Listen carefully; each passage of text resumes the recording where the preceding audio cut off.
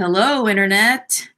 Welcome to Only Lovers Book Club, where I get together with my pirate wenches and we talk about a romance book. We take turns, and this month was my turn, and I decided to do an unprecedented thing.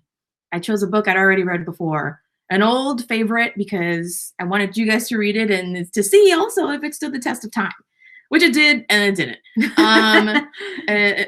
Double-edged sword, revisiting a favorite, and then also revisiting it with friends, and we'll talk about it. So the name of the book is Cinnamon and Gunpowder by Eli Brown. Drea, or what's your pirate name again? Soy Crossed. I forgot. Oh yeah, Soy Crossed. Drea Soy Crossed. Has picked it up from the library, so we actually have and they had the copy. Cool cover because I saw the other cover and it's not as nice. Yeah, it's like a parchment, and there's like spices, and there's a gun, and this one definitely has like way more personality, and you could see like at least what the artist's version of Mabbott and Wedgeworth were, so that's cool. So I'll read the summary here, and then I'll actually read a little bit about the author. So it says, in Cinnamon and Gunpowder, the prize-winning author Eli Brown serves up the audacious tale of a fiery pirate captain, her reluctant chef, and their adventures aboard a battered vessel, the Flying Rose. As these unlikely shipmates traverse the oceans, intrigue, betrayal, and bloodshed churn the waters. I want to read more, but I feel like that's a good intro. It's much longer, but I'm like, that's fine. That's actually cool. Yeah. So, and then we'll talk about what the book is about too. And then let me go to Mr. Brown's website. I'm also not going to read this whole thing. Not going to lie, when I saw his picture, like, he looks like a Wedge. Oh, like Wedge, I believe the it. Character. I believe it. I think there's a reason why he didn't write it from Hannah's point of view. Yeah, okay. I feel like he would want to be put in that position by the lady pirate. Who would not? Do I want to be Hannah, or do I want to be with Hannah? That's the question. I'm looking up now. I don't know what he looks like. Pull him up. Share your screen. That's a good. Then everyone can see it. Oh. Yeah, that makes sense. Oh, wait. Where'd you go? What happened? I lost. Yeah, well, don't. Okay. But I didn't do it wrong. I don't know. I don't know either. Okay, I'm just gonna go ahead and read the important parts of this. So we read Laura's ridiculous intro, so I'm gonna read his as well. But Laura Thalas's. So as a child, Eli Brown's imagination was set ablaze by the mythologies of the world. He was particularly interested in magical objects such as Odysseus's bag of wind, Arjuna's bow, Bilbo's rings, and Jack's beans. And it goes on to talk about his other novels. Brown's culinary pirate novel, Cinnamon and Gunpowder, was a finalist for the California Book Award, San Francisco Public Library One City, One Book selection, and an NPR Review staff pick. I did read, it doesn't say it there, but I thought it was really interesting. He has a cookbook that's like the cookbook of a made-up civilization. Yeah. Like he just like invented a whole cuisine. It sounded really interesting. I also saw it, and I kind of want to pick it up because just to see it. So it says here, in addition to writing, Brown has worked as a groundskeeper, a massage therapist, and most recently a stay-at-home dad. Because he has not yet found an invisibility ring, Brown has contented himself with the mundane magics of gardening and fermentation. Just yesterday, he turned an iffy pint of milk into honey sage yogurt. So he just seems like a pretty chill dude, who likes writing like fantasy cookbooks. It just seems so cool. Just kind of went on a tangent. I saw that stuff about that cookbook too, and it's so cool because I listened to this podcast called Exolore, where like this lady goes into world building stuff, and I took her class. It was like a fact-based world building, and about building the world from the ground up, and like literally writing a cookbook for a made-up civilization. Sounds so cool and right in that alley. Yeah, I think I saw it because I went on his Goodreads and someone asked if he was ever gonna like go back to that world and write like some sort of a sequel. And he was like, maybe someday I'll do like a prequel on like Mabbit and how she became pirate. But in the meantime, go check out my cookbook. That's like, and he like self-promoted. And I was like, oh, that actually sounds interesting. Seems pretty. That prequel. I want to hear how she ended up in Yeah, her story the sounded second situation. Yeah. Talking about, well, I want to talk about like Hannah later on, but when she kind of like gave details about her life, she reminded me of this one. I saw it in a YouTube video. I can't remember. It's by this YouTuber called Jessica Calgren-Fozard. And she does this like feature on like historical hotties or, you know, historical queer hotties. And there was this one she was an opera singer. She was a swords person. She's just crazy cool and died by the age of 30. And she had done so many like super random, crazy, like batshit things. And it sounded just like when I was reading Hannah's life story, I was like, well, that sounds just about right. But anyway, so we'll give our impressions, kind of like just kind of what we thought about the book. And then I have some questions kind of like to dig a little deeper. And I guess I'll go first so that you guys can bring my heart crashing to the ground. I'm kidding. But I guess I'll just start just because it was my pick and I want to just say like what I liked about it. So I know that I had mentioned in the previous hangout that this was like, I had one of the first Kindles that had 4G on it. Like you could connect to the internet, to the Kindle store and do nothing else with it. And this was one of like the featured books. And I know that I saw it and I saw two things that I liked: pirates, cooking, and I didn't know the format, but pirates, cooking, and there was some sort of love story. And I was like, I'm in. And I read it over like a, you know, potential hurricane weekend. And I really enjoyed it and I never forgot it. And it was one of these books that I was always hoping that we would be able to read with vaginal fantasy. That never happened. Vaginal fantasy kind of like, you know, isn't the same thing. We're doing our own thing. And I said, maybe it's time. So it's like this one is a comfort read for me.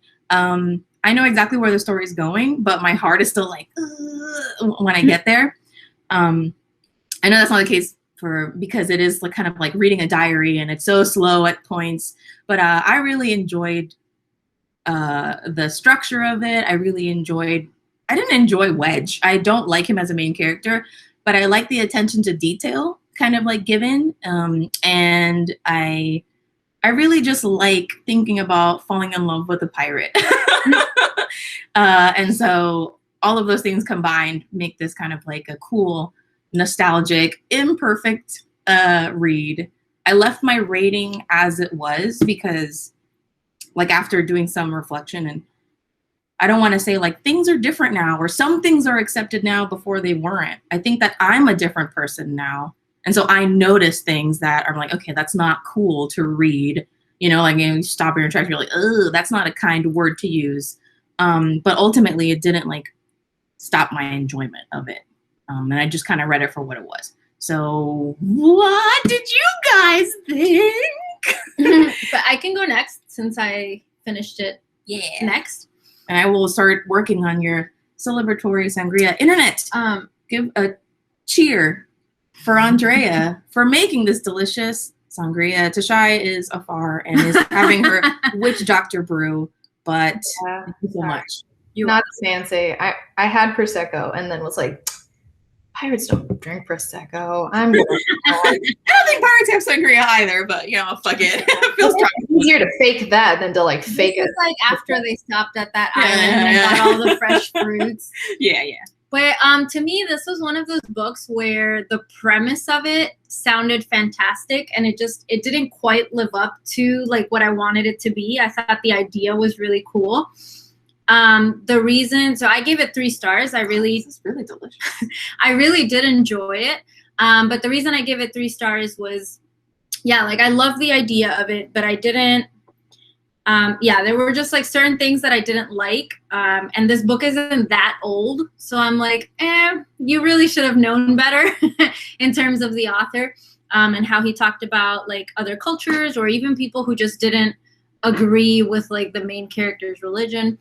And then also ultimately, like I wanted to see more of the romance. Like I wasn't super invested in it. I didn't like fully ship it because I don't know, maybe if I had seen more of it, like it seemed bien de la noche a la mañana, like one day he's just like, oh, I guess she's like kind of attractive, but also I'm trying to escape and I hate her. And then all of a sudden he's like, I want to cuddle with her all night. Like that's how it kind of felt like to me. And because we don't see those scenes of like tenderness, like we don't really see them cuddle or have sex or like have lovey-dovey moments, then to me it was like kind of not as romantic as I wanted it to be. But I love the idea of it, and I loved the idea of like the diary and stuff too. I think it did feel a little long. And I talked to Chris about this later. I was like, in the beginning, the dude had like 3 pages of paper that they had given him. And I'm like, why are you writing like 3 pages worth of like your first afternoon? You're using up all your paper. Save your paper. You don't know when you'll get any more. So it's one of those things where I'm like, okay, you are rationing everything in your life except the paper. And I don't understand it. But I did enjoy it. I really like the idea of the story. And I think I'll remember it for a while. Like I think this is gonna be one of those books, like if in like 4 years you're like, we play another Kahoot about like stories, this would be one that I would remember. It's very memorable. Even if it was only 3 stars, it'll be more memorable than perhaps other books that I rated higher, just because of how different the plot line felt. And I did love all the cooking parts too. I wish there had been more of them. I wish he had cooked more than just once a week, because I really liked seeing what he came up with. But yeah, so I gave it 3 stars. It was really closer to like 3.5, but like on Goodreads, I gave it a 3. I'll take memorable. I will take memorable. There was you know my memory's terrible, so if I say this one, I'll remember. I mean, like, you know, I there's always a risk. You know, there's always a risk when you like show your people, you know, the thing that you like hold dearest, right? Because it's not like a perfect thing. What are they going to think about it? Am I going to think about them differently because they don't like the thing that I like? The mummy. And, you know, I'm going to take off this eye patch. Yeah, no, it's cool. Too tight. You've done your duty. I took my picture. You're relieved. But no, I came fully prepared to not defend it, but just, I guess, to talk about it more than anything. Because I didn't want to come and be like, this is the thing that I like, and you didn't like it, and so you're wrong. So I'll take it, and like I said, I'm just gonna enjoy the discussion with the help of this delicious sangria. I might get a refill later. Tosh, what were your thoughts? Ooh, sorry, I moved the table. So definitely longer than it necessarily needs to be. I was reading it and got to a certain point where I looked, and I was only about 30% of the way through the book and was like, what the fucking, like, what the hell?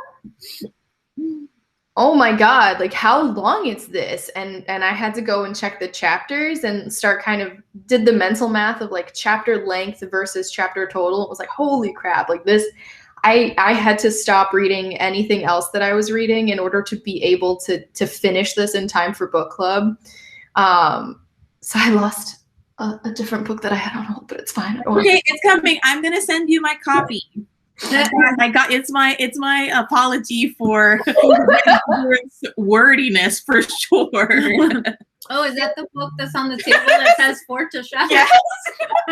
Girl, it's literally on the table. I saw it. Yeah, Amanda's going to do me the favor of sending it at some point this week because she's close to the post office.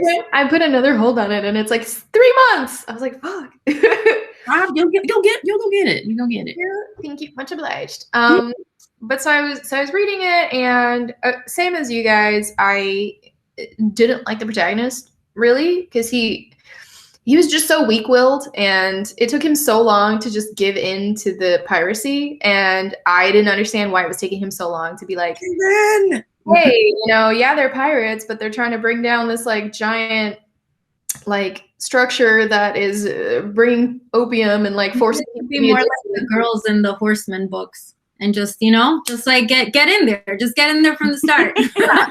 Horseman book girls are like, oh, you're gonna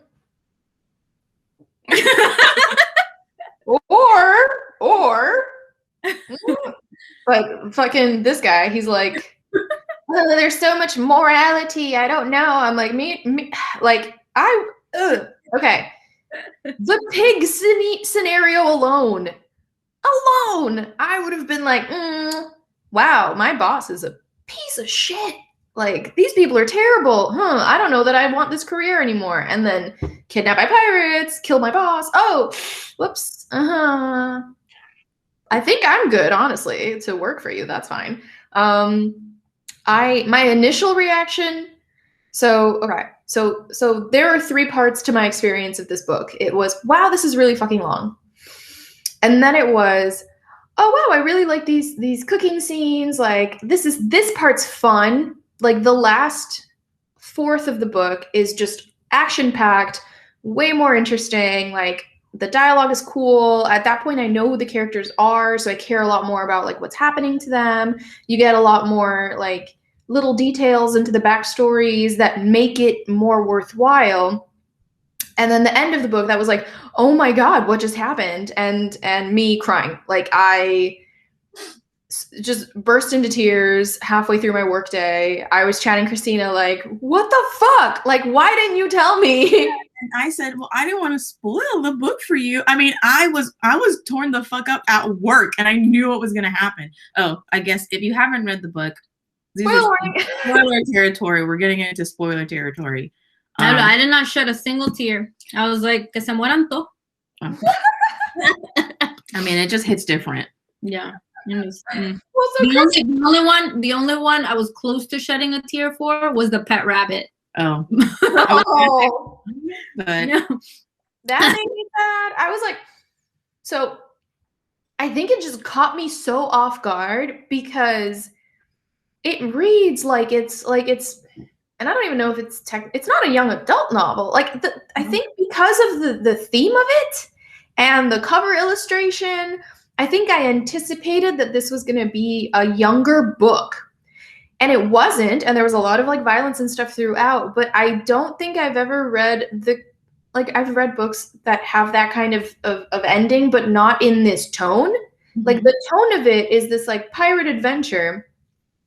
So just the decisions that were made and how it ends 100% caught me off guard. And so at some point, Christina had chatted me, like, we were texting about something unrelated, and she's like, oh no, like, I just got to a really sad part in the book.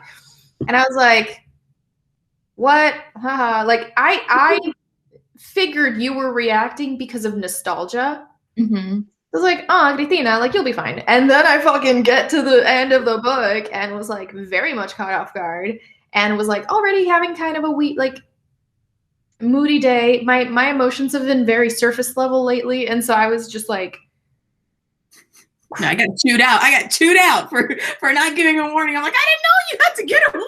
Like 40 minutes before a meeting, I'm just like crying, trying to calm myself down. And then, yeah, so initially I gave it like, I think my initial reaction was, as soon as I finished it, I was like 5 stars. And then I went back and was like, okay, 4 stars. Let's not. It was really just the ending portion of this book that elicited this reaction from me. But overall, I had a fun time reading it. I definitely would have like edited a good chunk of that initial part, and I would have invested more time in learning about like the twins, learning about Mr. Apples. 100% would have wanted to see a lot more of Mabbit, because like the main character is just lame. Like, he's simpering. He like takes forever for him to get any sort of backbone. Like, I understand the moral philosophy that, you know, this specific pirate was trying to operate under. So to me, it's kind of like, why are you resisting this? Like, you could be dead, but instead you're being given this option to do this. And also, you know, they're not killing innocent people. They're like fighting against pirates that are supporting a system that's been just turning people into drug addicts and like draining money from impoverished communities. You know, to me, I'm like, yeah, okay, fuck them. Like, yeah, I think I would have, because I was trying to think of other books where I'm like that I've had like a similar type of character, and I think usually what happens is I'm more patient with their arc. because I like them more. Whereas in his case, it's like I didn't particularly like him. So I was just very impatient for him to get to the part where he realized that, like, hey, I was actually kind of wrong and now I need to be open to like a new worldview. Whereas with other characters, I might have been a bit more like, you know, it's like, Zuko, I love you. Please get there. Like, I, you know, it's like very different. So, yeah. I think he does have a good arc, you know, that like kind of happens slowly, gradually over the book. I just didn't have the patience for it. Yeah, and I get where you guys are coming from. I think that a lot could have been trimmed from like close to 2/3 of the way through, where he's still. I think between his like escape attempts, I was just like a little bit. I know that that's kind of like a bit of a slog for the book. I think that him taking forever, I mean, given who he is the whitest of the whitest. Is he British? He's a British guy? Yeah, I mean, this is happening. He grew up in like France. Yeah, so he's just like the whitest Europeanist, like idolizing Elitism. Yeah, and so, you know, I think that like being so immediately thrown into a life of violence, like I think was like pretty traumatizing. And I think that I believe more in him taking forever to get to the point where he kind of like finally got over it. And then I don't think even that it's like that he got over it. I think he just realized he was on the wrong side of history, right?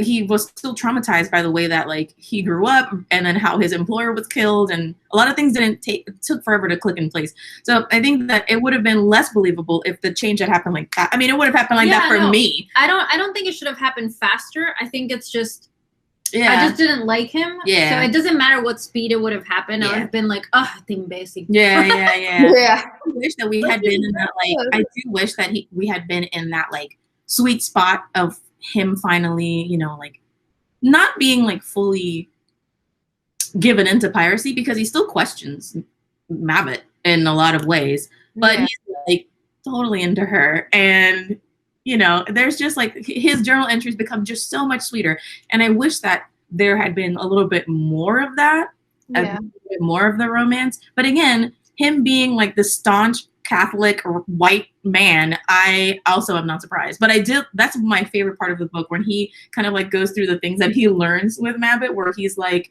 she has molded me like bread or something. And I was like, like, you know, so. I also like that she made the first move. Like she's a lot more kind of like openly teasing him throughout the book, very much like from the beginning. I think she was like, "Quédate y habla conmigo." Yeah, no. I think that she was in a point in her life though where, not that she was ready to settle down, but like she was crazy for so long, and she had a taste for the finer things in life. Like I forgot what it was that got her to kidnap him, and it was just her eating that one cherry, and I was like, oh, that's why she takes him. And you know, she having, you know, with her upbringing, she is like a fancy lady, you know, she's a fancy lady pirate. So, you know, but I also think that seeing how stuffy he was kind of like a challenge for her. And also he's like the most like steady lover that she could have overseas. Yeah. She's like giving him shit. I don't know why, like, I know what the cover of the book looked like, but as I was reading, I kept picturing him looking like Linus. Right? Was that his name from yeah. I kept picturing him as like this pudgy chef dude. I did too, and I had the cover, and I still was not picturing him like how he was in the cover. At all. Because he just seemed like this kind of like smushy little just like oh, why would you kidnap me? Like little chunk that you could just stab because he's just so fat. Yeah. Like, I just really wish we had seen I wish I had a scene where I was like with him and the pirate, and instead the only scene I had where I went was when he walked into that room where he thought there was going to be a mutinous meeting, and it was all the players having sex with each other, because I was just as surprised as him. So I was like, cielos. I had to reread that like 3 times. I got to that point and I was like, wait a minute, what? And then I went back, and I'm like, what is he like doing? this part of the whole book? And he says, oh, and there is this type of knot, and there is that type of knot. And I laughed out loud. It was and then he's like, "Ay, perdón, I'm really tired. Bye." It has its I think it has its moments. There's a lot of like little things here and there. I will say, I was also obviously he's not getting produce every time he's supposed to cook, and I was trying to keep track of how he was getting his ingredients. So like trading for fish and trading for mollusks and like all that kind of stuff. But there were some like staple items that like he always had onions.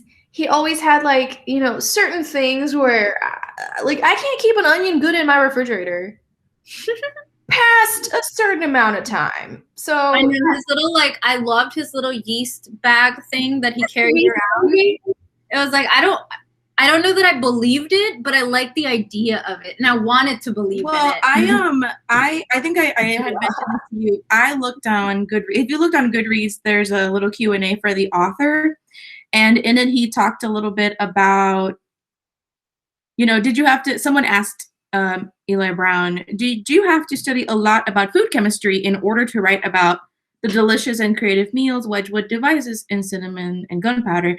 Did you try to make any of the meals you describe in the book yourself? And his answer is, I studied very old cookbooks and early culinary writings, such as Brillat Savarin's work. I explored modern cooking trends, and I relied on my own experience and experiments in the kitchen. I wouldn't call it chemistry, though. The science behind the processes, such as rising dough, is fascinating. My focus was on the experimental effect primarily. It's tricky to describe smells, for example, so much of my time was spent on getting the sensations right, though based on real methods, most of the meals were untested. We polished one of Wedge's desserts, and it was published by Bon Appetit magazine, and there's a link below. For well-tested recipes with a fanciful twist, you might look at my most recent culinary cultural experiment, The Feasts of Tremang. Thanks for reading, Andrea. What? That's, I guess, the person who wrote, their name was Andrea. Oh, I'm sorry. It's probably an Andrea. It's weird. Yes. Anyway, so I don't know. Do you guys want to get into the questions really quick? Yeah. Okay. So the first one, it's the big one.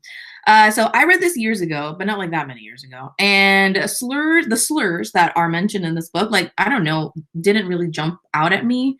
And so now that I'm reading it, I'm like, ooh, like he says certain things, which I don't think are historically inaccurate, but it's still like really jarring to read now that, you know, like we're all woke and shit. And so did it affect your reading or enjoyment of it? And yes. Did you have any, I'm not done with the question.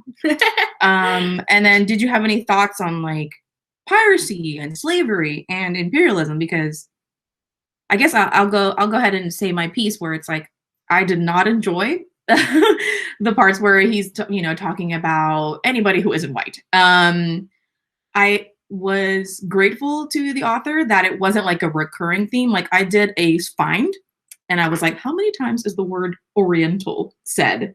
It's only once. And so I'm like, okay, phew, you know what I mean? Like, I like that there were like, he's clearly racist and like misogynist, but it's not something like that that he's just kind of like hammering down and he's kind of like really rigid about it, being a conservative.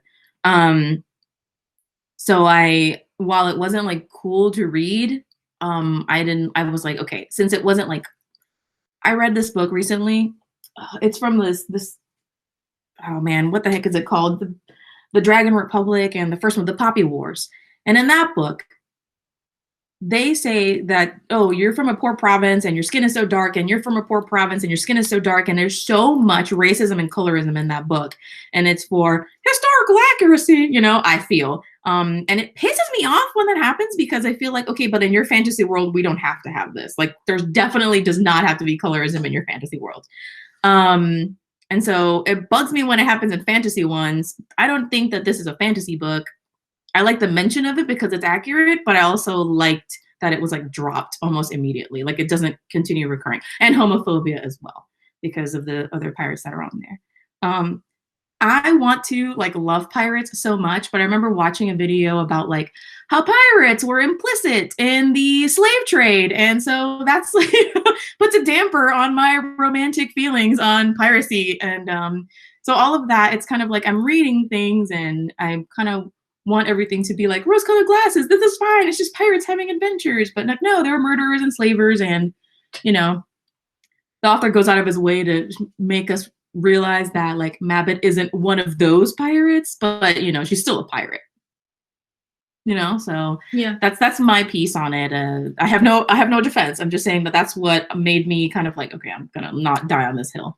Yeah, I had a similar reaction, and I think I was a little bit more willing to forgive stuff like that because I get like the historical whatever, and like people weren't having as many conversations about like the most PC words to use when referring to people and like as they are like now in 2021. Like I didn't like them, but it like didn't bother me as much as the way he talked about disabled people, because you can't make a disabled person one of the like main members of the cast of this book and have him play like such a big role and then just like talk shit about him for being deaf like constantly and like be so surprised that he's not so stupid as you thought and like call him a dog and like all these things. Like that bothered me more because I was like, okay, you're legit making this one of like the one of the pirates whose names we know, one of the pirates who like continuously appears throughout the whole story. And so that bothered me more than the comments that were like in passing about, you know, kind of the world as opposed to like here's a character like we're supposed to like their relationship, we're supposed to like root for them to learn from one another, and I was just like, you don't deserve him. No, 100%. I was like, he should not have taken you back to his home and like let you like run in with him. Like what? No, you do not deserve this. Yeah, and even now, like sorry to cut in, but like people will like balk at saying like a racial slur, but they won't think twice about describing someone as deaf and dumb. They will, and you know, it's one of the things that my sister is kind of like really hyper aware of and is helping me like with my ableist language. So I'm glad you brought it up. Yeah. Sorry, just this is also an add-on, but I also think that the author, not only that, and this I think is just part of the author's view too, but he made it seem like ASL was so easy to learn and so simple that like after him teaching Wedge a few signs, Wedge is able to just like completely communicate with him and like do all these things. And I'm like, nope. It's like a full language and it's not that like, so that kind of went along with it too. Like I was annoyed at how easy he made it out to be like, oh, it's just about you learn a couple signs and you're good to know. Yeah. So anyway, that whole thing was like my biggest pet peeve, I guess, out of the peeves. It's a good peeve. Valid and good peeve.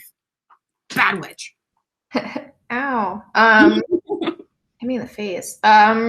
So I think a lot of the language, I think it's annoying and it's frustrating to read because we as a trio are like the othered in this world. Like we are women of color and we are part of the queer community. And so it's hard to justify and be okay reading this perspective because it's a terrible perspective. It's a privileged perspective. Like even though he worked under this man and like had a hard life, like he was still a white, cisgendered, able-bodied man. And so it's hard to give him a pass of like, oh, well, this is the time that he's living in, because clearly even pirates who are murderous and who are thieving are okay with gay men existing and having a woman as a captain and having Joshua? Yeah. Okay. And having Joshua work on this boat. Like there was so much more acceptance in this ship that is supposed to be considered this like morally debased group of like semi-humans. And so to have someone who's supposed to be this like cultured, educated person just be so ignorant in so many ways, it's frustrating. And so I think it's interesting to see the journey of removal of otherness in, you know, once he gets to know the history behind the twins. Like you said, the word Oriental isn't thrown around repeatedly. His perspective of like Mabed and all that stuff shifts. It's interesting to see it happening. And it's nice to see it happening, but it's also just frustrating because people shouldn't have to earn your perception of them as humans, as just people deserving of being treated well.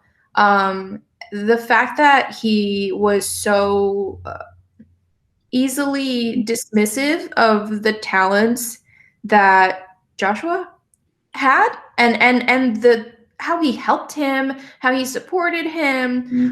I definitely like if in this time frame he's never spoken or met someone who is deaf and doesn't have the exposure and stuff, as an initial reaction to it, it would have made sense to a degree.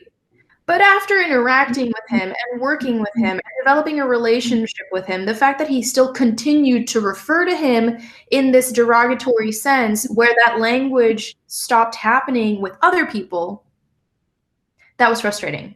Mm-hmm. Because at that point, it's just, if he became a person to you, why do you still talk to them that way? You know, someone who's like earned your respect, quote unquote, and like provided you with a service, and you see that they're capable of all this stuff. How is it so easy for you to be okay with a lady who's in charge and immediately respect her? Like, is it because you want to have sex with her? Like, is it because now she can provide you with a service, and so now it's easier to be okay with that? And like the twins are saving your life, you know. I don't know what his like caste system is for people who do and don't deserve. I think that it's just that Wedge believes that he is racially and morally, spiritually superior. It takes him forever to like, and even when someone like that he detests, when he says, "Oh, Joshua can help me in the kitchen," Mabed says to him, "Even a dog can learn," and he thinks that she's talking about Joshua. And he's like, "Don't call him a dog." And then she's like, "I'm talking about you."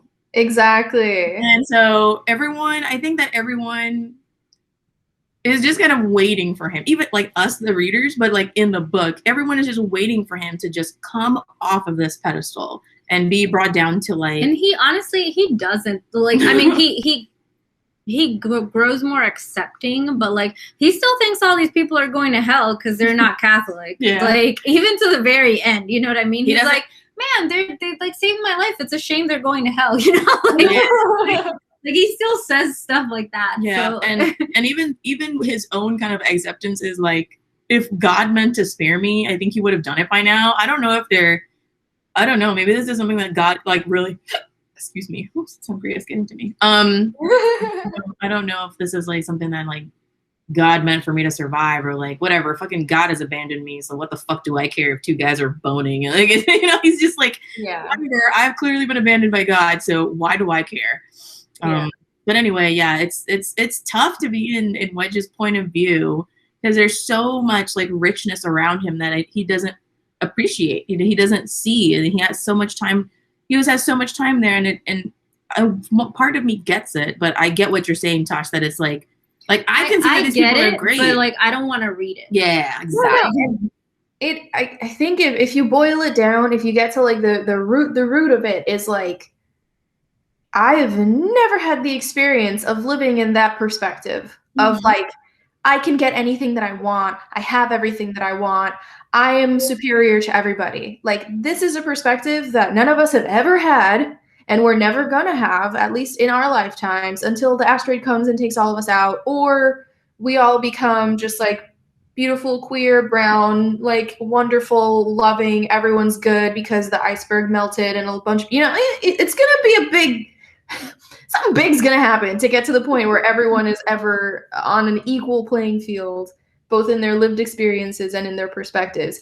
And so it's like it's upsetting to be in those shoes and be reading the story from that point of view, because we see all of the flaws that are there, and there's nothing more uncomfortable and irritating than being in the shoes of an ignorant, privileged white dude. Because it's like, wow, you really don't get, just like, pendejo que tú eres. Like, you don't get it. You really don't see it. Like, being in those shoes, it's like, how are you not understanding this? Like, how are you saying these things? How are you seeing these things? How are you behaving like this?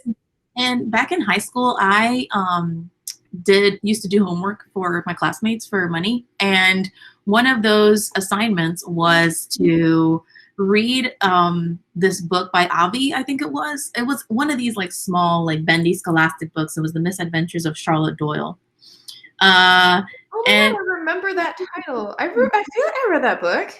And it's this girl who gets put on a ship, and she has like a guardian or whatever, and she has to kind of like traverse the ocean, and there's a mutiny on board, and the ship is like, they're basically become pirates, and she becomes a little pirate too, and it's cute. She has a faster turnaround than Wedge does in the book. Anyway, she ends up making, after like this whole thing that happens, there's like a John Silver type situation, and when she arrives at her house finally, she's like dressed in proper clothing, quotation marks. Her parents are like, oh my god, like, wow, you're like really brown. Ugh, will I have to, and they're all like, wow, you talk different. You're like, and she's like, and internally she's like, this is the happiest I have ever been. And in the middle of the night, spoilers, if you guys were thinking about ever reading that middle grade book, she leaves. She fucking runs away. She's like, I'm not gonna stay here. She's like, I'm gonna go back. And then the crew is like, yay, you're back. They're grown ass men too. She's like 12. They had like a little cot for her and everything. They like respected her. It was like bien sano. I just really enjoyed that book. She becomes a little fucking pirate. I imagine she becomes like little Anne Bonny or whatever the fuck the lady pirates are. She's like 16, and that's gonna be a different story. Mm-hmm. Look, it's different. But yeah, she becomes like a cool. She becomes captain at 16. That's what happens, and she's running the show. But yeah, I get it's tough. Thank you for coming on the journey with me. I know that it wasn't easy. I'm glad that it was memorable and some parts were enjoyable, like that not orgy. So are you guys ready to move on to something else? Side note, I was really relieved that nobody was fucking the sheep. Oh my god, that also I was like, oh my gosh, please, I don't want to read about this. I think it was as soon as that was what he was assuming was happening, I was like, it's gonna be something else, because Wes never write about anything. He literally reads everything. I know, but I was just like, which is still sad because obviously he killed the sheep, but I was like, in my mind, she was just sheared. That's it. Just gentle hand shearing. Okay. Gentle hand shearing. Yeah. So my next question is, it's gonna be a long hangout, but yes, very long. Maybe I can skip a few. Okay. What did you think of Hannah's quest to find her son? I was looking at some reviews online, and some people were like, "That's stupid." I'm like, "Okay, that's stupid." I think that's great. I think that it gave her more of a, I don't know. I think it gave her. I have never heard of a pirate. I mean, that's not true. All of the Pirates of the Caribbean movies are about like finding your dad. You know what I mean? I like that she was also trying to find like a family member, and I thought it was interesting. I thought it was like weirdly interesting how like when they talk about Hannah and the Red Fox and LaRoche and the fuck is that other guy's name? I want to say Commodore Norrington, but that's not him. Ramsey, thank you. They talk about that and how like Ramsey was kind of like playing LaRoche and Hannah off of each other and kind of like eliciting this cycle of violence. And I just thought that was interesting. I thought that was like, oh, okay. It doesn't seem as petty as I'm off to get this treasure by any means necessary. It seemed more interesting to me, and that they kind of like wanted to blow the whole tea company up as well. But her personal kind of like her personal quest, I think, was to find her son, but also keep it under wraps from Recruit. So what did you guys think about that? I wanted to see more of the son. I thought he was such like a loose cannon. Like I wanted to see more of him. I think he would have been a really fun character to see more of, because he was just like, fuck you for doing this to me and fuck you for doing this, and now I don't give a shit. I'm gonna get high and blow everyone up. Like he was just, so I just wanted to see more of him. I did think it was believable that people do a lot of things out of guilt. Like guilt is a very powerful thing. So to me, it was very believable that she would feel this guilt out of A, not being like the mom she wanted to be, and B, for like creating what she perceives to be like a monster who was like gonna undo her life's work to like for his own gain. Like here she is like trying to better the world, and he was like actively trying to make it more of a corrupt free-for-all or whatever in her perspective. So it made sense to me that she would be trying to find him, and it made sense to me that she wouldn't tell anyone that that's why she was trying to find him. I just wish we had seen more of him, because he sounded like a really fun character. Yeah, they're like really dangerous. Like, yeah, you want to be in the same room with him, but then like you're immediately like, what's gonna happen to me? Yeah, exactly. What do you think, Tash? For the brief moments that we were exposed to him, I was like, he can get it because he's crazy. Exactly. I'm like, oh, chaotic neutral. I get it. This makes sense. Yeah, I definitely would have wanted to I could have used a lot less of like the first chunk of this book and a lot more of like figuring out like the Fox's history and getting more of that experience. I do agree that like it makes sense that she would be chasing him down to try to figure out how she can help fix what's going on, just because like the like mom energy of like it makes sense to me that she'd be like, like I'll end you before I let somebody else end you. Like I made you, I'll take you out. That kind of perspective. And it makes sense why she wouldn't tell anybody, because like it's hard enough already being a woman, and then like forcing these men to chase down the fox because not because he's doing X, Y, or Z, but because he's her son. Like nobody would have bought that. Nobody would have supported that. Like the chisme, like he's like, you had an affair with Ramsey? What? You know what I mean? Yeah. And then like, instead of her being like this person who took out this like evil company overlord, it would be like she's just killing her ex. Yeah, you know what I mean? Like, love her. Women are crazy. Like exactly.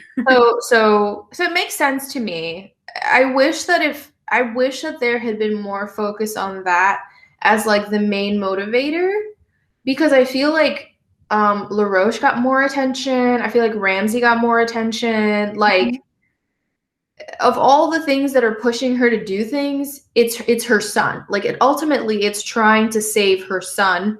And I think that a lot of attention was placed on all these other men who were second tier. Like they were casualties of this goal. Like the goal was to save her son. LaRoche happened to have gotten pulled into it. Ramsey happened to be there because he, was the dad, which again, how did that happen? Like I would like to get, figure that out. Like I'm not mad at it as being part of the story. I wish that because it's part of the story, I wish there was a lot more of that lending depth to her. And I even think she could have had like more conversations with Wedge about it, because if anyone's going to understand, like, I have to save my son's soul before he descends into like dark chaos, it would have been Wedge. He would have been like, yes, here for saving the soul and like turning him to the right path. Right, but he doesn't even tell her. Oh, wait, he's not baptized? You didn't tell me that. Yeah. We gotta go. Yeah, no, I think that she doesn't even get to tell him he doesn't get to tell her about his wife and child until she's like at death's door, and he's like, I understand what you're going through, I'm here for you, and she's like, ah! So yeah, cool. I thought that, and I mean, I wish that also there had been a little bit more Red Fox, I remember reading and being like, oh, that's how that ends. You know, like I was just like, oh shit. My outfit's just gonna slowly Just slowly come to. This is a clip-on. How did we used to wear these for fun? They hurt. I thought, I'm surprised you kept it on this long, but I also am not surprised because it's fake and I didn't want you to have to like put it in your ears and get an allergic reaction. So proud of you for keeping it on that long. I mean, well, it's gonna be a little striptease. Bandana's gonna come off. Shirt's gonna come off. No, not the shirt. It's a private channel. Getting rid of the things that are gonna weigh her down when she jumps over the But none of these are like precious, you know. It's like shit I got for her actually. Okay, so let's move on. I guess the question about romance. What'd you think about the romance? I already know you said came out of left field. And then my main question, I guess, is do you think that these two, Hannah Mabbitt and Owen Wedgwood, could have ever had a happily ever after? I think no. I agree. No, I think that this was a phase for both of them. I think that it's like sad that he didn't like get a happy ending, but also like whatever. I don't feel like he deserved her anyway. And I was satisfied with his ending. I felt like they would have broken up no matter what. But I definitely, even if it came out of left field, was so, because this is what I was feeling the whole time. So I was like, oh my God, how could you not fucking love her? And then when he's finally like, oh God, you know, like he starts crushing on her. You can tell because he starts like describing her a lot more. He's like, oh, she's like a little bit, you know, she's a little filled out. Like she got a little ring on her neck. Like I did that. And, you know, I was like, ooh, I knew it was coming. And then, you know, when she has like this terrible experience and, like they had been flirting, but then ultimately it's when she's at death's door. He's like, okay, like I like you, but like now I like love you, you know? And I felt like it made sense because of his Stockholm syndrome as well, because he is her kidnappee, you know? People who are kidnapped sometimes develop strong feelings. And I'll just say, I put romance or Stockholm. Do I care less because it's a man being kidnapped? Yes, I absolutely care less. I absolutely care less. 100% biased. I don't care. I don't care about his feelings, but I did enjoy the passages where he like talks about her and like the freckles on her body, and then ultimately when they finally start doing it, that he goes over that list of like things that he has learned that and then he says a prayer of forgiveness to his first wife, because he's like, I don't know how you could have been having fun having sex with me because I didn't know what the fuck I was doing. But Hannah had taught him basically better and like had kneaded him into a fine dough. And I was like, I was just like excited because it was a fade to black. I don't think that we would have ever gotten like the description of what her titties look like from this chaste white man. But that list was probably the most like explicit he was ever gonna get, and I was living for it. I wrote to Deshai and I'm like, oh, I'm finally in the part of the book and I'm in heaven. I'm so happy. And then of course there's immediately like a crash into sadness right after. So yeah, romance thoughts, and do you think they could have had a happily ever after, and et cetera, et cetera. I mean, I already talked about it, but summary, no, I did not ship them. I did not like them together. I think they would have broken up and not feeling the romance. Mm-hmm. Nope. Yeah, I don't think he deserved her at all. I think it was a relationship of convenience. We've all been there where, you know, you kind of look around and you think to yourself, what is the least painful situation I could get myself in currently? And you kind of do the mental math of like, what is the most I can accept with regards to like disappointment? Like, how disappointed am I okay in like accepting what's happening? So we've all you know, we've made questionable choices. I think that had it not ended the way it ended, he would have ended up living in a small fishing town, doing his own thing. She would have gone off and like continued her adventures. He would have taught Joshua how to cook to his level, and then Joshua would have stayed on the boat, maybe for a little while longer, until they taught someone else. Huh? I like that Joshua got the happiest ending. Yeah, I love that he got his family. I was like, that made me really emotional. I was like, yeah, I was gonna say, like, I was more invested in the Feng Asher romance, which we don't even know about until it's like basically over. Like, I was more invested in that. Yeah. Oh my god, that fucked me up when they're like when Apples is like he died when Feng died. Like that's his ghost getting us an opening. I'm like, you can still get him. Like I was very much like mad. I was like, you can still get him on. And when she falls in the water, I was like, just there's a net. Y'all can get her. Oh, nah. Those specific situations got me in my heart. But as far as the romance is concerned, I'm kind of like, I think she was lulled by a delicious meal and a soft demeanor and like full set of teeth. And he, obviously, she's hot as fuck, super cool, like smart, learned, has good taste. So he's like, oh, cool. Like I never would have bagged someone like this on dry land. So like, blessings. I do not think they would have ended up together. I feel like she would have like ridden off into the sunset with her kid, and like maybe his girlfriend leaves him for mom. Who can say? Like, giving me mad bisexual vibes. 110%.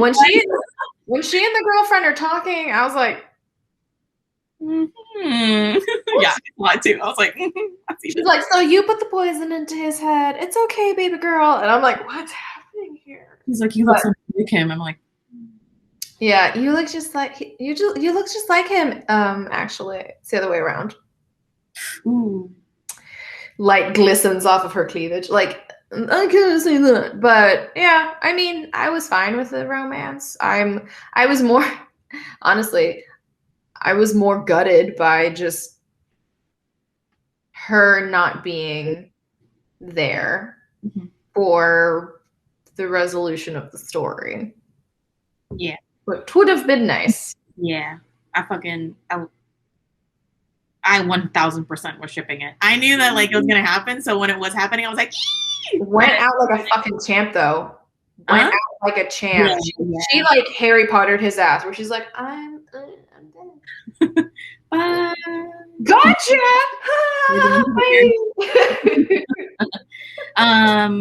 Yeah, I definitely shipped it. I like the idea that she was like turning him into a little sex pretzel, and I wasn't here for it. I love that, but that's okay. We can have different likes. I definitely shipped it. I'm okay with them not ending up together, but in the heat of I was there with them. I was in the heat of the moment with them. So my last question. I hope you guys prepared. If you were in this similar situation, what meal would you cook for Mabbit to impress her / convince her not to kill you? And then obviously you can veganize it to your liking. History, there's no restriction here. What is the meal? Other than the ingredients. Well, yeah, but like, let's say like, whatever. Just use. No, I stayed faithful to the ingredients. Okay, you can stay faithful to the ingredients, but that is not the prompt. The prompt is you can not stay faithful. But if you want to make that an extra challenge, then I'll give you extra credit. I will. And so yeah, what is the meal that you would cook to impress or convince her? Did you guys like think about it? Did you come up with an idea? Yes. Okay. I'm ready. Okay. Using only ingredients that he has specifically mentioned in the book. Okay. Okay. This is after he met with the Japanese people who gave him the miso and the soy sauce. So I would make a miso broth with some fresh seaweed in it. And I would take the hominy that he had made and throw it in there too for some texture, because hominy is amazing. And then I would make sorullitos, the like boat version, with his like weird pulverized corn or whatever he did to that corn. I'd make sorullitos, but like in a way that were like easy to dip, so like fatter, more like, and yeah, that's it. So fresh miso, hominy, seaweed soup with dippable sorullitos. I'd eat the fuck out of that. I want to he had like once she gave him the box of spices, I was like, I'm making chili. And that's what I was like thinking. I'm like, he could have done like if they had like a lot of dried goods on the boat, like beans, and you can actually like I'm gonna say that they had beans. I'm gonna say that they had beans. He found some beans or whatever and made some chili with some of that like cornbread situation, whatever. Also, I knew my cornbread. I mean, whatever. I knew that she loved him because she built him a fucking kitchen in that ship. Hello, you don't build someone a kitchen if you don't like them. I'm just saying. I'd been like, you got me an oven? Carve her name into my forearm. For real. I was like that when she rub some soot into it. And she was like drunk as hell, and she's like, oh, you know, because she knew she could trust him with it. And then she built him a kitchen. God, she was a goner. I knew it. Anyway, so yeah, I would do some sort of chili, and I'd be like, oh, there's just so much chili. I guess we'll have to give some to the crew. And then we give some to the crew. And they're like, oh, yum, please don't kill the beautiful stowaway. This is tomato chili? Yeah. Yeah, sure. I said that. You got points taken off for cheating. I came up with the prompt. Who the fuck? Shut the fuck up. I came up with a prompt. I said history and time period is no obstacle, and you decided to make it for yourself. I'm making it chili magically. I'm making it. It could have been a scene out of the book. Well, good for you. But I'm making it chili. And I'm good guff. Anyway, now that we're done fighting, do you know what you might want to make for Mabbit? I read enough of the ingredients to know that I could have figured out a way to make a slow stewed sancocho for that crew. So yes, that would have. You have the grains, you have the root vegetables. He definitely mentioned plantains. There was poultry at some point. There were, enough carrots and onions and spices. And like making a pit stop at the market to get like enough stuff to make my own sofrito. Like I would have made sancocho, and I would have found a way to get the right kind of plantains that I could fry to make smash it up, make little tiny bowls out of the plátano, and then put the sancocho in it so you can sip it and then eat it. Like a mofongo, make a mofongo. Wait, can I change like those? A sancocho bowl. So it would have been like a bread bowl. Like my bookstore event where we had the food cater, and he made the little plantain. Like the guy who made our food, he made like the tostito scoops, but out of like fried plantain kind of thing. I would have made little plantain bowls that I then fill with some sancocho, and then she and I would have like a bigger serving, obviously, and then I'm down to share the rest with the crew because it's not going to last long, and everyone gets their own kind of little plátano bowl that they can sip, so they don't need spoons or forks. They can have it with one arm while they're holding onto the ropes. And then eat the bowl when they're done. Yeah, those all sound delicious. I accept your offerings. You live to cook another week.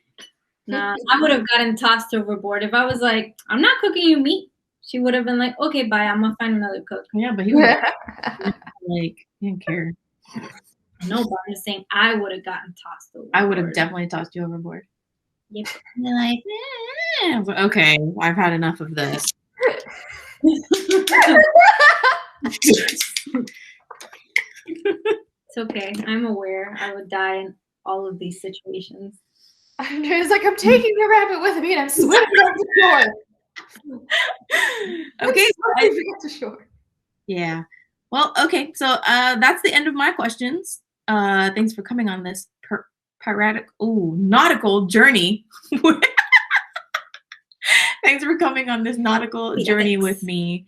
If you've made it this far, thanks. If you ended up picking up this book and had thoughts about it, leave them in the comments. We got a bunch of comments. We had several comments on what was the book before this one? The Horseman? Yeah. Famine. Yeah, so I was like, which horseman was it? We got a few comments on the famine one about what we talked about, and that's always cool to see. So yeah, make sure to like, subscribe, all the good stuff. And we'll see you next month for our March book club, which is gonna have a little Latin dancing flavor to it. But until then, we'll say goodbye. Bye. See you. Thank you for hanging out with us. You can support Only Lovers Book Club by dropping some change in our tip jar and buying some books with our bookshop link. You can find us on Instagram at Only Lovers Book Club, and from there, find our individual accounts and projects. Feel free to favorite or rate us if that's an option for you, but always make sure to like and subscribe and turn on your notifications so you never miss an episode.